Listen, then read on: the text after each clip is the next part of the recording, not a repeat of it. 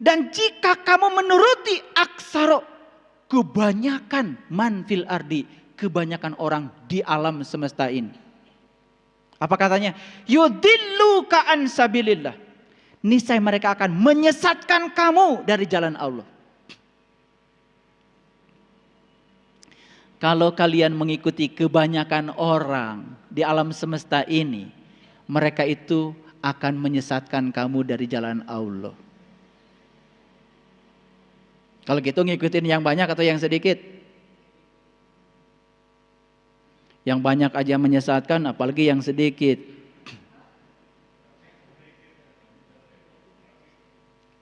Ini Quran, bahasa Quran.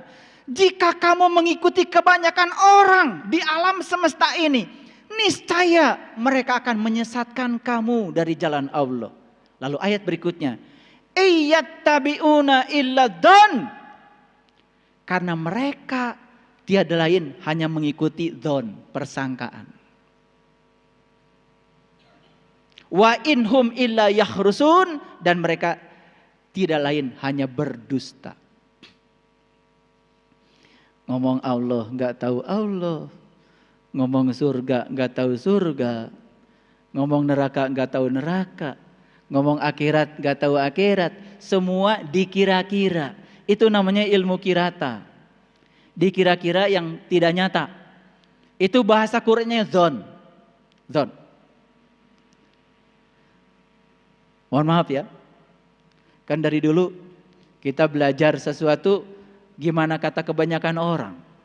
Betul nggak? Kalau ditanya apa sih iman itu? Jawabannya iman kan percaya. Coba kumpulkan 100 orang di riset. Ditanya iman itu apa? Pasti jawabnya sama. Iman itu percaya.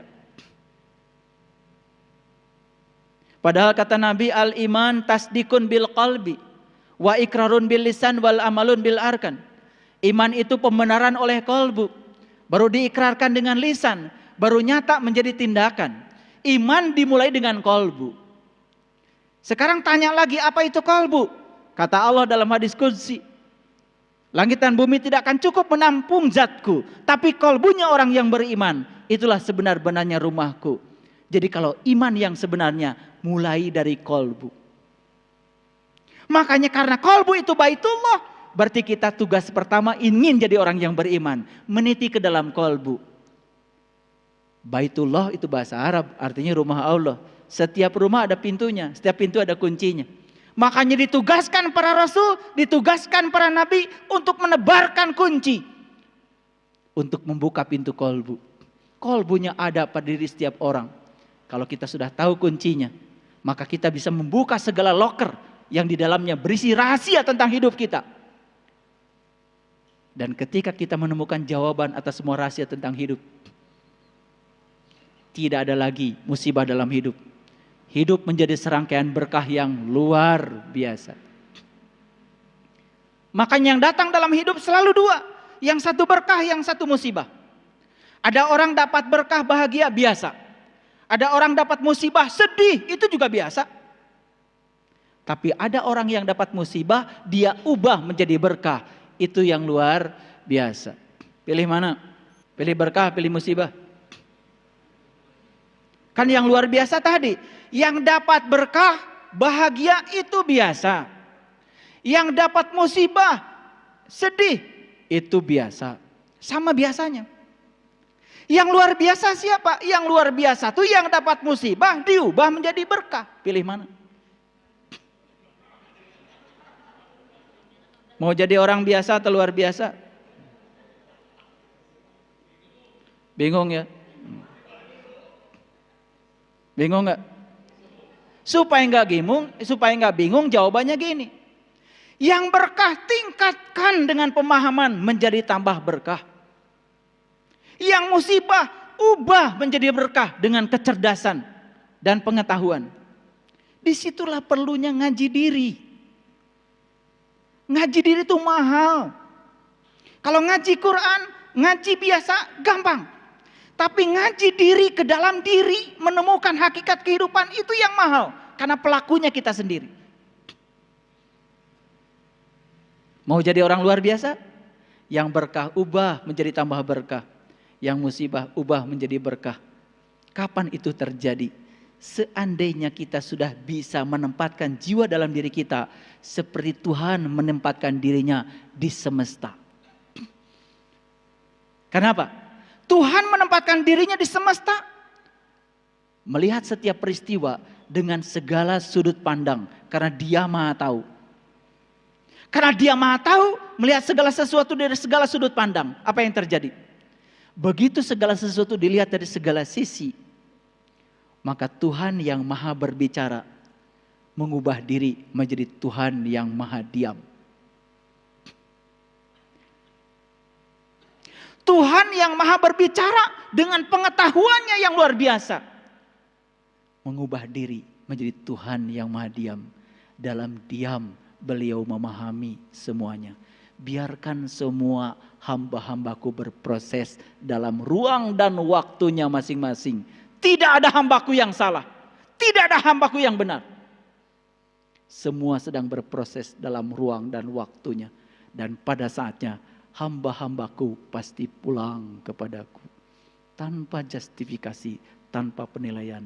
Tuhan menerima semua dengan penuh cinta dan kasih. Sudah begitu kita. Orang lain ngomong salah, langsung reaktif. Orang lain benar pun langsung reaktif disalahkan. Kerja kita cuma menilai benar salah, benar salah. Padahal lagi sholat yang dibaca Maliki Yaumiddin. Hanya Engkau yang berhak menghukum, hanya Engkau yang berhak menilai, hanya Engkau yang berhak menghakimi. Tapi kita sering mencuri haknya Tuhan. Merasa yang paling benar, merasa yang paling hebat, lalu menyatakan orang lain salah. Itulah kebiasaan buruk kita. Belum lembut, belum lembut. Baik, lihat lagi ayat ini. Menurut ayat ini apa pesannya? Dan jika kamu menuruti kebanyakan orang-orang yang di muka bumi ini, niscaya mereka akan menyesatkan kamu dari jalan Allah. Mereka tidak lain hanyalah mengikuti persangkaan mereka.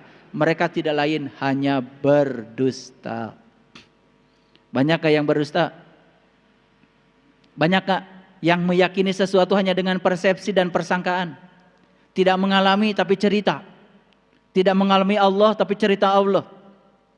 Banyak? Yang menceritakan Allah banyak. Tapi yang berjumpa dan merasakannya sangat sedikit. Saya tunjukkan satu ayat lagi. Itu baru Quran surat Al-An'am. Ya. Di ayat yang lain Allah berfirman. Di Quran surat Yunus. Ya. Ayat yang ke-36. Ada firman Allah yang persis sama seperti itu. Lihat ayat ini. A'udzubillahi minasyaitonirrajim. Bismillahirrahmanirrahim. Wa may yattabi'u aktsarahum illa dzanna. Dan kebanyakan mereka mengikuti sesuatu kecuali dengan persangkaan saja. Inna dzan, sesungguhnya persangkaan, la yugni minal haqqi syai'a, tidak bisa dijadikan ukuran kebenaran. Persangkaan itu adalah pembenaran. Pembenaran cirinya apa? Pembenaran biasanya menimbulkan perdebatan. Sesuatu yang dialami sendiri itu adalah kebenaran. Makanya gunakan pacul supaya kita tidak gundul.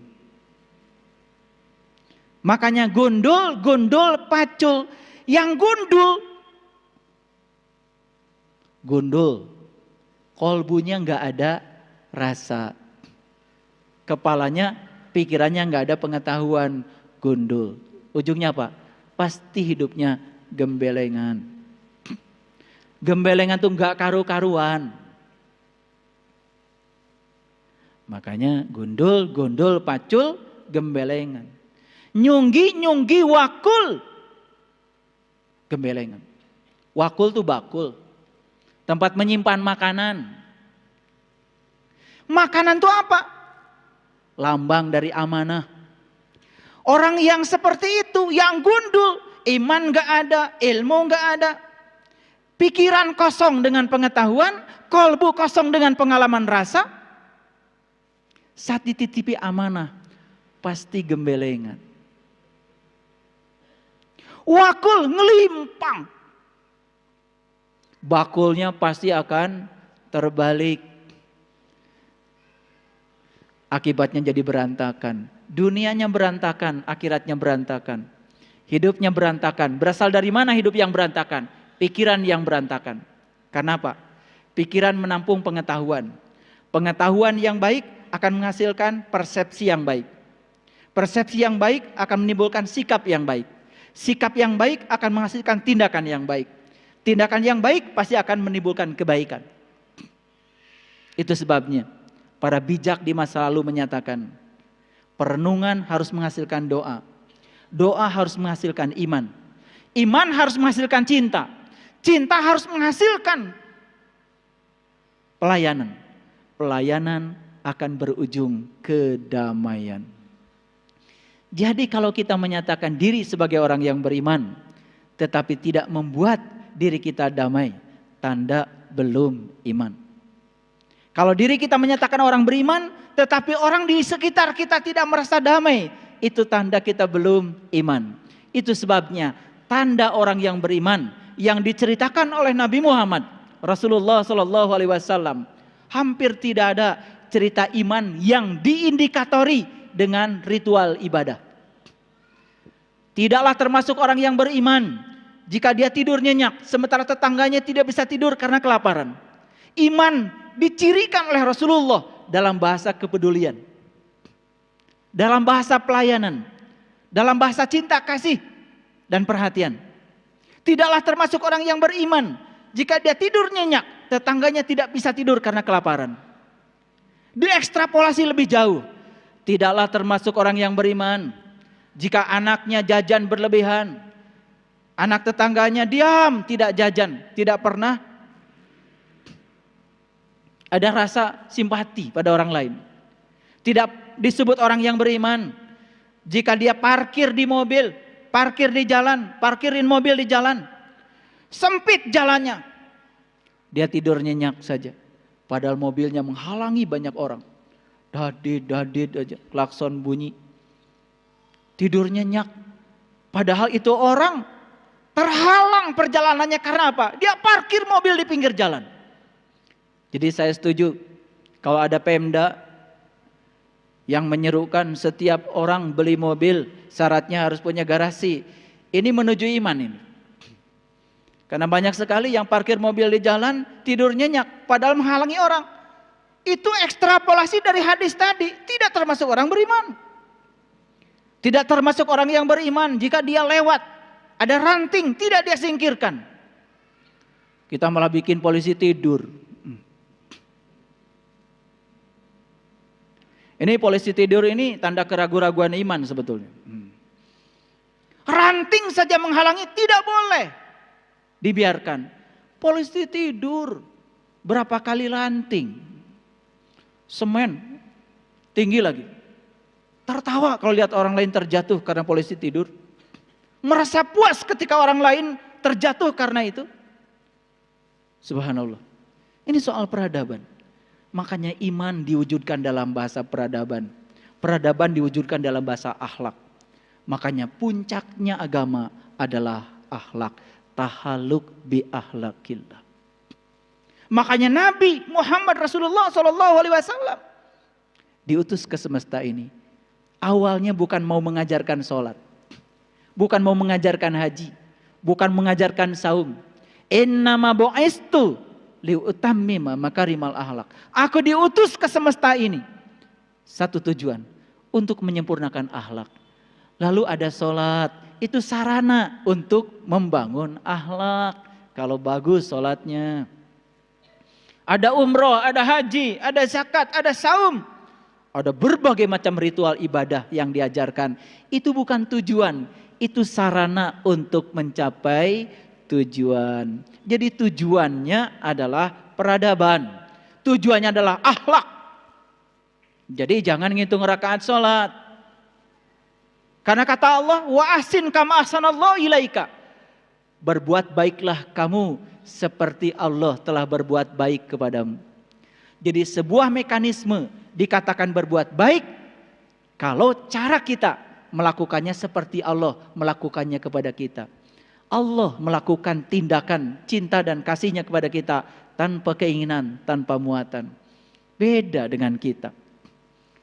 Melakukan ibadah saja kepada Allah, baru tahajud 2-3 rakaat saja sudah banyak permintaannya kepada Allah.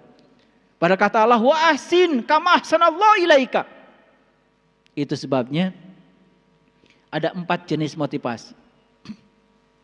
Yang pertama motivasi reward. Yang kedua motivasi punishment. Yang ketiga motivasi kebutuhan. Yang keempat motivasi cinta. Reward apa artinya? Melakukan sesuatu karena ingin dapat hadiah. Itu pernah dilakukan oleh Rabi'ah al-Adawiyah. Ya Allah Tuhanku, kalau aku ibadah kepadamu karena mengharapkan surgamu, berikan surga itu kepada yang lain. Bebas dari motivasi hadiah. Yang kedua motivasi ancaman, punishment. Ini motivasi yang paling rendah. Melakukan sesuatu, mau melakukan sesuatu karena ada ancaman. Takut neraka. Ini dilakukan oleh Rabi'ah al-Adawiyah. Tuhan, Allah, seandainya aku ibadah kepadamu karena takut nerakamu, masukkan aku ke dalam nerakamu, bengkakkan tubuhku, biar yang lain tidak usah masuk di nerakamu, cukup aku saja. Karena beliau sudah bebas dari motivasi ancaman. Motivasi hadiah, motivasi ancaman, ini jenis motivasi yang paling rendah. Yang kemudian dalam bahasa agama dibungkus dengan kata wajib. Dilaksanakan dapat pahala, ditinggalkan dapat siksa. Itu wajib. Jadi kalau kalian ibadah karena kewajiban, itu masih motivasi yang paling rendah itu. Kenapa sholat? Sholat kan kewajiban. Kalau jawaban itu masih dilakukan, itu motivasi yang paling rendah. Benar, benar, tetapi masih rendah. Itu kesadaran yang paling rendah. Naik sedikit dong. Kenapa Anda sholat? Karena saya butuh dengan sholat. Kenapa Anda butuh dengan sholat? Karena saya merasakan sebuah penyatuan yang luar biasa ketika sholat. Merasakan rasa yang tidak bisa terjelaskan ketika sholat. Sudah ada need di situ. Sudah ada kebutuhan. Puncaknya motivasi adalah motivasi cinta. Kenapa Anda sholat? Karena saya mencintai diri sejati saya. Saya mencintai Tuhan saya Allah. Kalau sudah cinta, di situ baru ada pengorbanan untuk yang dicintainya. Makanya iman menghasilkan cinta, cinta menghasilkan pelayanan, pelayanan menghasilkan kedamaian. Kalau kita iman sudah didasari atas cinta, yang keluar adalah kedamaian. Makanya kalau semua orang menyatakan diri beriman, tetapi orang tidak merasa nyaman dengan kehadirannya, hati-hati dengan pengakuan itu. Nanti di episode yang berikutnya kita akan kaji ciri-ciri orang yang beriman. Semoga Allah ridho, memberikan kekuatan dan kesabaran kepada kita untuk memberikan energi agar kita sanggup meniti ke dalam diri, menemukan diri sejati kita. Man arafan nafsahu faqad arafa rabbahu. Yang mengenal dirinya, dia akan mengenal Tuhannya. Proses pengenalan itu harus dibimbing oleh seorang guru. Makanya posisi agama adalah jalan. Kitab suci yang ada di setiap agama itu adalah petunjuk jalan. Guru-guru suci adalah para penuntun jalan. Semoga di semesta yang penuh dengan kegelapan ini, Allah utus para guru-guru suci para bijak, orang-orang yang bisa mencerahkan semesta, menjadi penuntun jalan kita. Sehingga kita tidak sesat untuk pulang. Jalan sudah ada, petunjuk jalan sudah ada, penuntun jalan sudah ada. Maka kita akan pulang dengan selamat. Jangan remehkan para pewaris ilmunya Nabi. Shadaqallahul adzim. Barakallahu li wa lakum. Assalamualaikum warahmatullahi wabarakatuh.